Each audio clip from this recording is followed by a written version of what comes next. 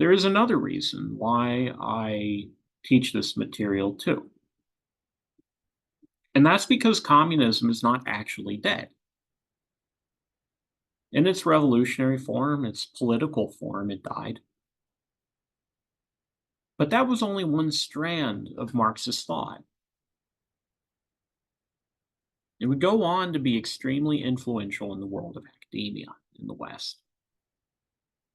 See, in the West, there came to be this dispute over whether communist political movements should prioritize a revolution or whether they should prioritize reform. Now, Marx had assumed there would be some kind of revolution. Vladimir Lenin assumed there would be a revolution. But some scholars realized that in the first world, that was just never going to happen because the living standard was too good in the first world, and it was believed that imperialism was how the first world was able to, you know, keep exploitation without totally ruining the quality of life for its own people. And the first world had just too unassailable of a superstructure. And so the strategy of these types was that they were going to chip away at the superstructure bit by bit. They were going to push for gradual reform and essentially try to boil the frog. How do we slowly steer society towards a more communist direction so that people don't resist it as it happens? And this ideology has several different names. You'll hear it called democratic socialism. You'll hear it called, well, there's democratic socialism and social democracy, but there are differences between the two. But like your democratic socialists of America, they fall in this camp. In Britain, they tend to call it Fabianism. The more generic term for it is gradualism. And of course, there was the Frankfurt School I told you about before. Frankfurt School that originated this thing called critical theory. Many of you, I'd wager, just based on where we're at, many of you probably had some old grizzled father or grandfather addicted to Fox News, total boomer, and he would whine, "Oh, you go to college, they'll teach you a bunch of communist propaganda." Oh. Well, that guy was a lot more right than you may have given him credit for. So the thing is, they don't teach like open Marxism. Most professors are not communists, and most professors aren't even Marxists either. But Marxism ended up having a huge impact on academia in more indirect ways. Things like postmodernism would be developed in part based on work done by Marx or by other Marxists. Critical theory, again, ends up becoming a huge part of academia, and it comes directly out of Marxism. Even though Marxism ended up losing the political battle in most of the world, it ended up winning the academic battle, what they called the Long March through the institutions. And that name is meant to invoke China.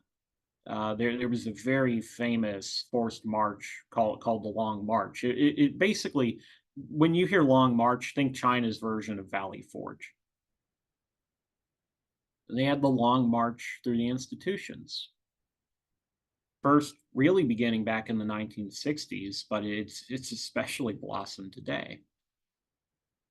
And the funny thing is, the only field that it didn't really affect the natural sciences.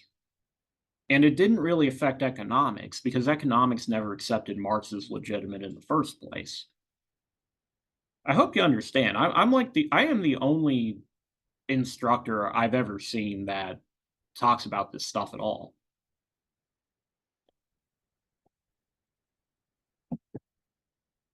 But when you hear critical theory, when you hear intersectionality, when you hear any of that shit, That's all commie babble at the end of the day.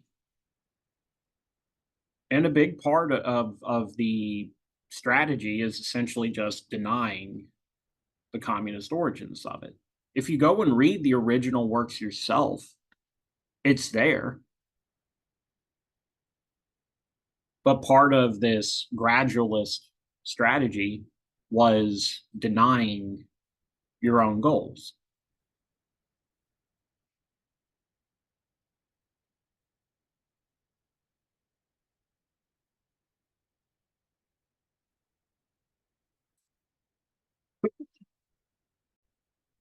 And there was always this sort of folk wisdom that the reason academics were so receptive to Marxism was because they don't have to live in the real world.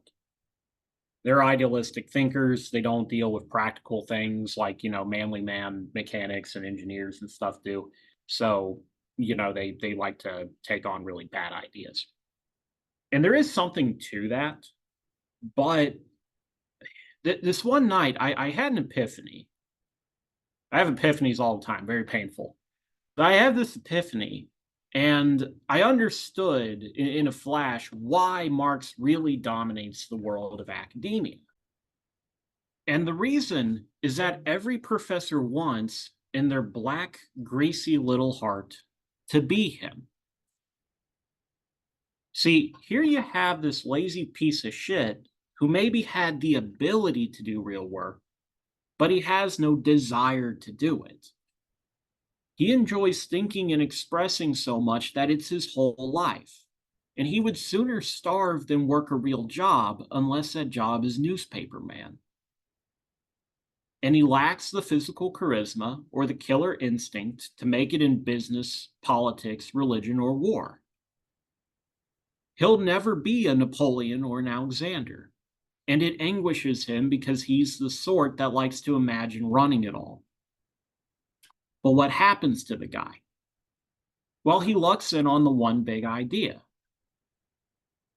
And it's mostly that same ancient one big idea, but he paints it up with eloquence to enrapture people on a scale never before seen.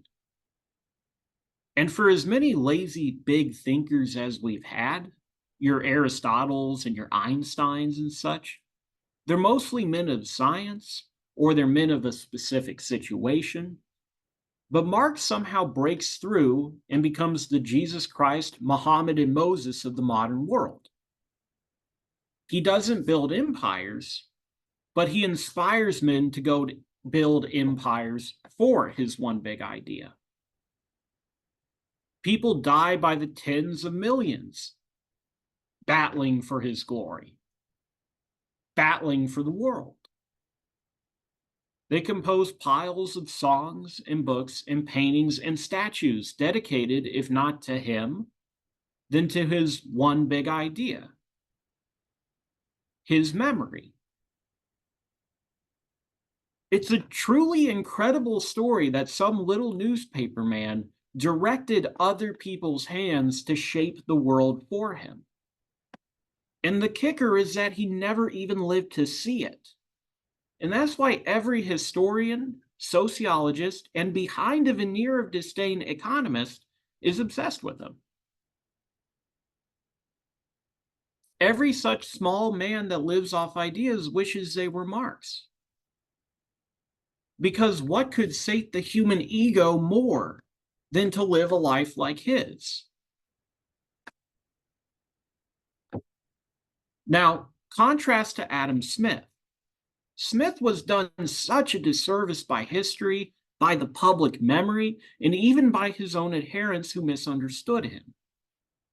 Now, with Marx, there was, like I said, always this great, beautiful romance about him because there was a sense of heroism in that effort to bring the end of days and a heaven on earth.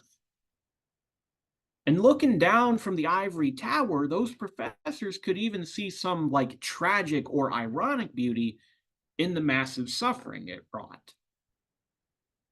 It brought so much pain into the world, but that makes for an even better story.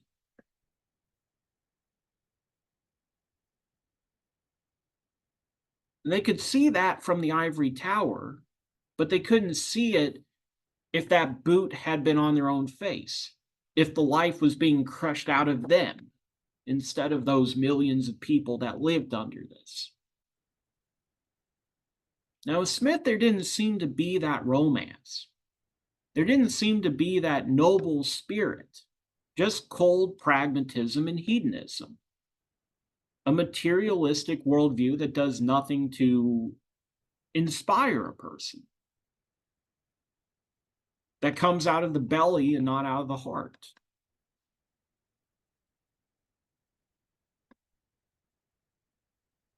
They made the man into an ogre, and it's such an insult to him because I believe he had a much richer soul. See, here was a guy who, like Marx, lived in his head. But whereas Marx seemed to see nothing but oppression and apocalypse, a bunch of evil apes duking it out, a war of every man trying to screw over every other, Smith saw a beautiful, incredible order to things. Order that, like nature, required no dictator, required no planning, but instead sprung naturally out of humanity. The world arranging itself as if by the guiding touch of those invisible hands. The world growing into a garden of human potential, flourishing, with him along for the ride, lost in his reveries. A wonderland, the great peace. And Smith delighted in it.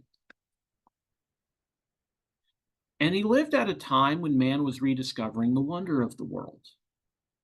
Men were turning their gaze down from the heavens and back to the earth, seeing for the first time the face of God in nature. But for him, it was those very things that other people scorned that fired up his passions, gave him shivers of excitement. Business, society, work, the hustle and bustle of day-to-day life. To see that same order, explore and contemplate that same mystery, feel that same purpose in the most mundane of things. To have a sense of place in the world and to feel peace. And they called it materialist when he was the man who put the spirit back into matter. In the great court of history, Smith was vindicated and Marx was condemned. Though as long as there's someone that wants to live on another's work or rule another's life, Marx is going to haunt us. But for me, it's just as important to look at the soul of a man. Marx went through life always unhappy, always angry, and in his thinking that same tone comes across. Materialistic and combative to the core. Nothing to this world but some evil apes duking it out. And though he called it science, he created a religion. Smith took the religion of his heart and made of it science. A world spinning out of control, meaning from chaos. Demanding men do the impossible. Being at peace with human nature. Order of man and order of nature.